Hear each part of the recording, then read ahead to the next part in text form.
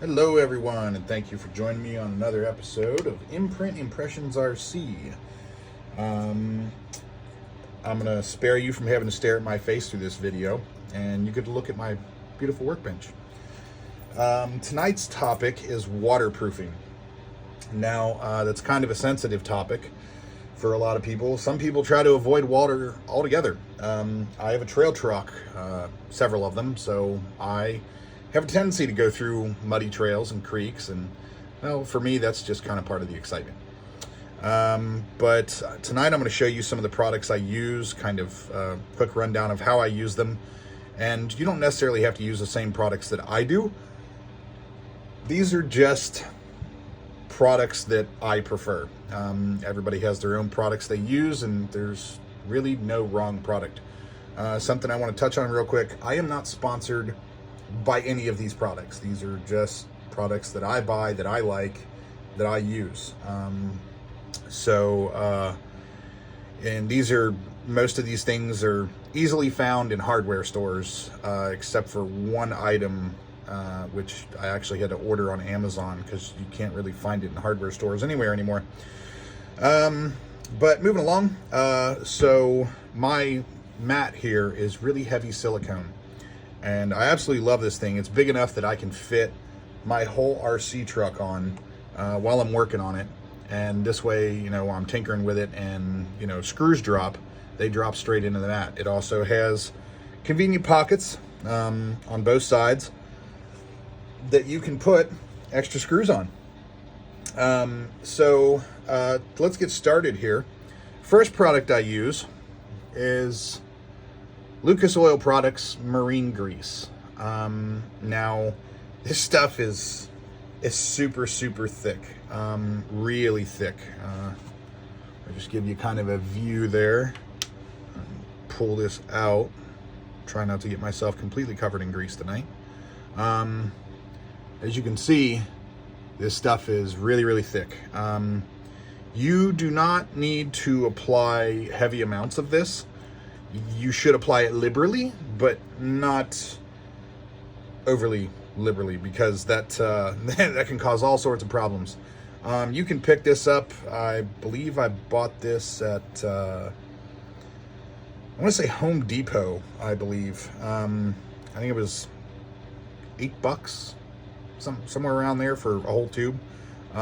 So not overly expensive, and you're not going to go through a tube very fast. Trust me. And you basically, the easiest way to do this is once you get so far down, you just cut the rim off and work your way down to the next level. Now, I do use a brush to, it's like a silicone type brush, hard bristle brush to apply the grease to gears. And I'm going to show you right quick what you can use that on. So most people who service their own RCs, you have your transmission. Now, obviously, transmissions are all different styles. This happens to be off an SCX 10.3. It's their LCXU transmission. I prefer this type of transmission on axials because they're basic, they're simple, and there's not a lot of complicated stuff to it. On my other 10.3, I have their really big scale transmission, which it has too many gears for me. But basically how I do this is I crack this open, take it off the skid, crack this open, clean off all the gears. The gears do not have to be stripped and degreaser to be able to apply this. You don't have to strip the gears. Just take like a hobby paintbrush, one of those little small paint brushes, and just kind of brush off the old grease and get in between the teeth and just kind of wipe it on a paper towel. And then, take your brush for the marine grease and just brush it on the gears, put dabs of it on. Don't be shy about it, but don't be overly generous with it, because you don't want to have so much resistance built up inside this that the gears won't properly mesh or won't properly turn. And you can also use it on your axles. Take your axles apart, same process. Pull the gears out, take a stiff bristled little hobby brush and brush the gears off, brush out in between the teeth, apply your marine grease with the stiff bristle brush that you use for that on the gears. You know, get a good glob on there, brush it in between all the teeth, and also brush it around your bearings that are in here. It'll seal your bearings and keep those very well lubricated. And put everything back together, give it a twist, and just keep working it around, work all that marine grease around in the gears. And to be honest with you, you won't have to change it for quite some time. I think the longest I've ever gone was about 6 months. I went about 6 months before without having to change the marine grease out. I don't use it anywhere else except for transmission and axles, just because of how thick it is. I don't really trust it on anything else. That is obviously, as a marine grease, that's waterproof. So it does a really good job of keeping water away from the bearings inside your axles and your transmission.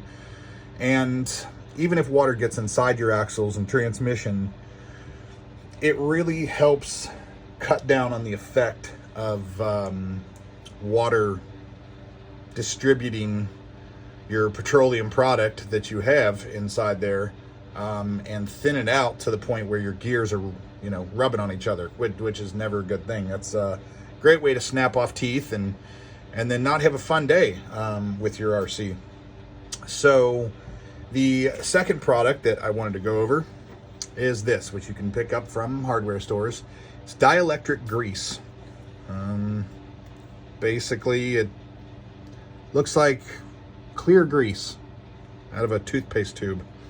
Dielectric grease is the only grease I know of, obviously, that conducts electricity.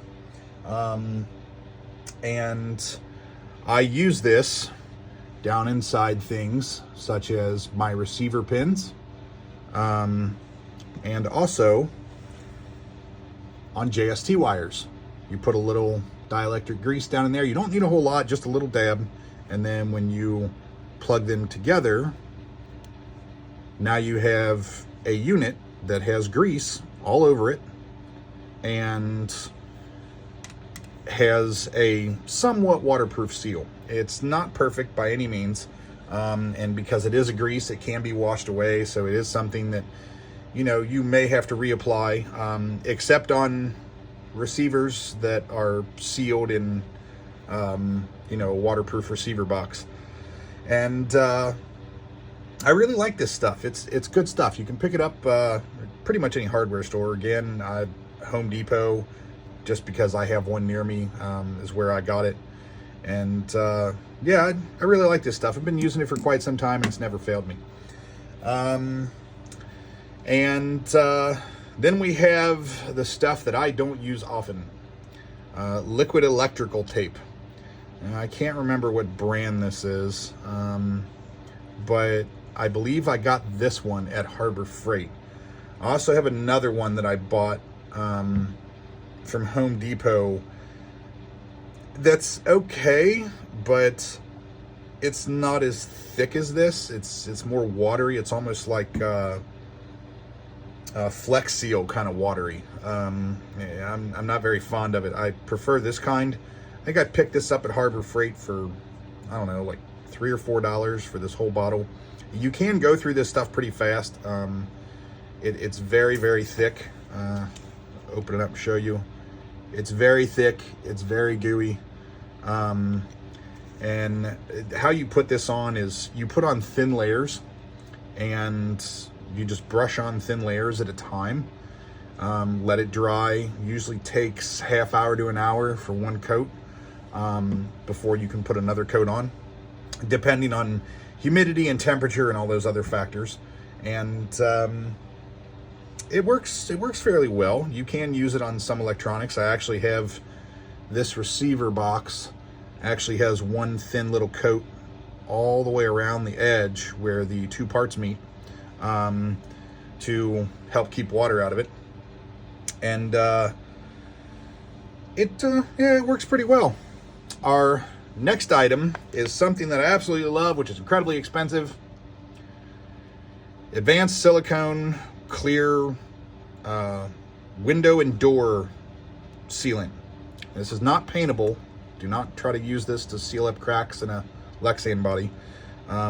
It's very, actually I have a dried piece here. It's very stretchy when it dries and breaks off.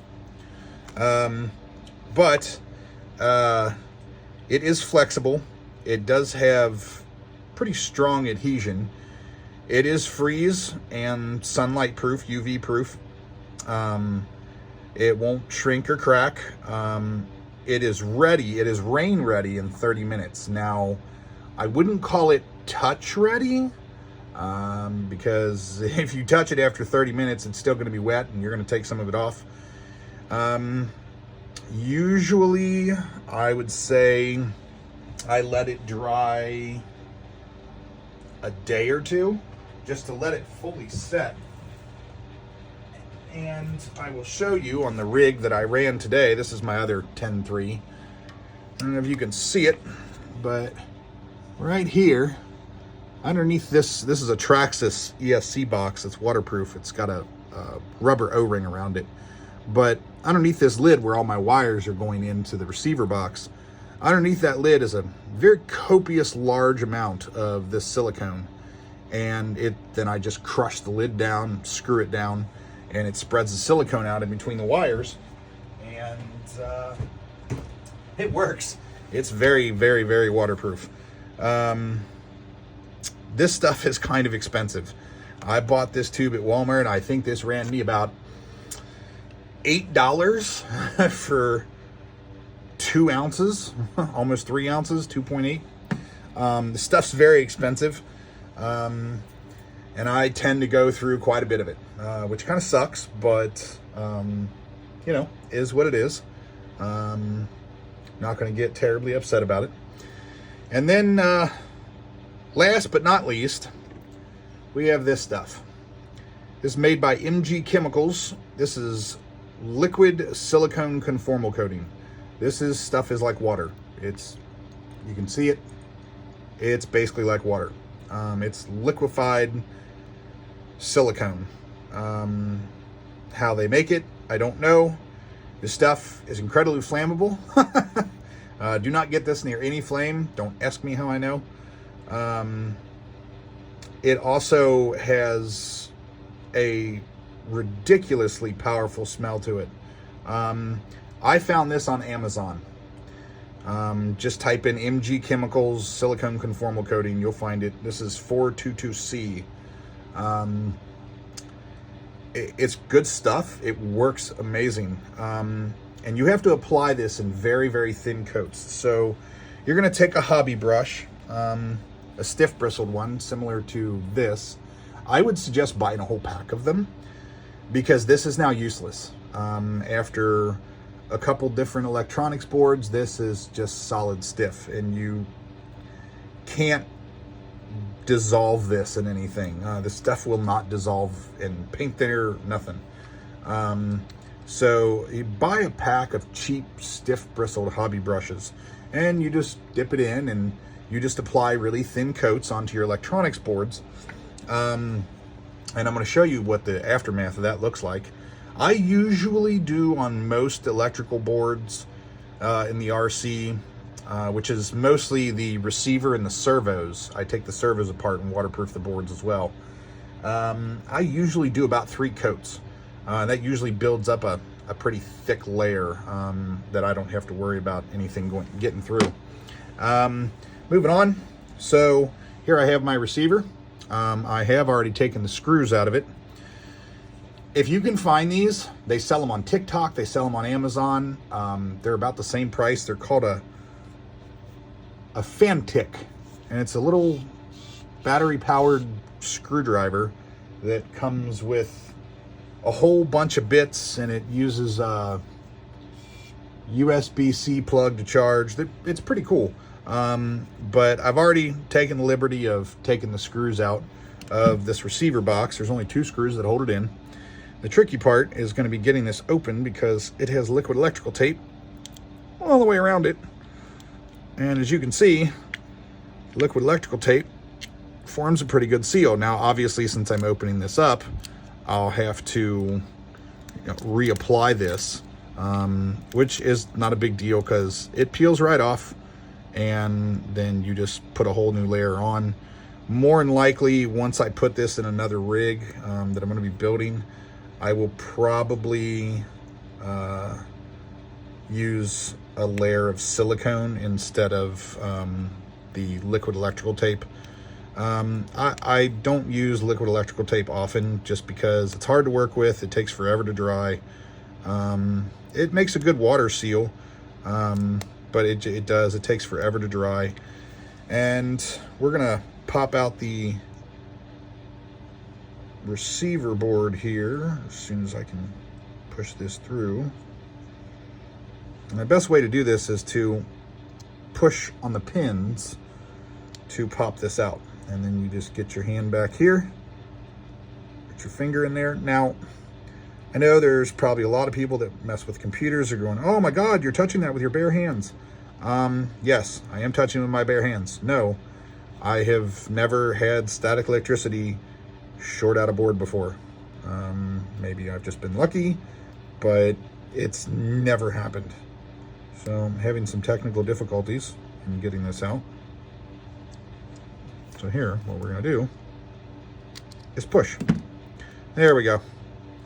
Okay, so you can see actually there's some of that dielectric grease sitting on my pins. I'll just wipe that off so it's out of the way. And yeah, that dielectric grease is some good stuff, man. So on the board here, I don't know if you can see it. You see how it's real shiny. There's a glare and a reflection to it, and it looks like it's on all sides. That is the silicone conformal coating, and you can even see it. If I can get you to focus. If you can see all of that right through there, that is all conformal coating. So the problem is you can't really take this board apart.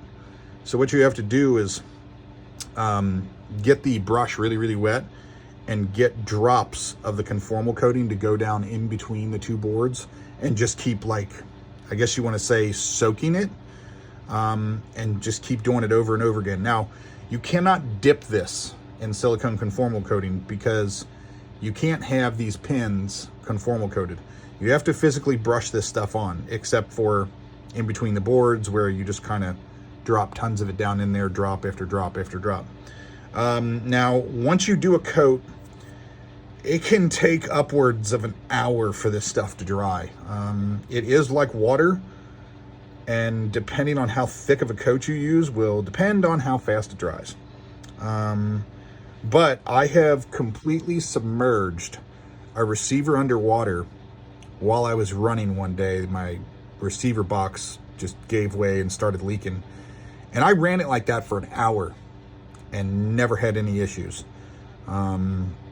So I will say the conformal coating is amazing stuff. And once this is dry, once your conformal coating is dry, you can then put it back in your receiver box and get this little tube on here and protected. And you can put the board back in your receiver box and go to town with it. Now, I'm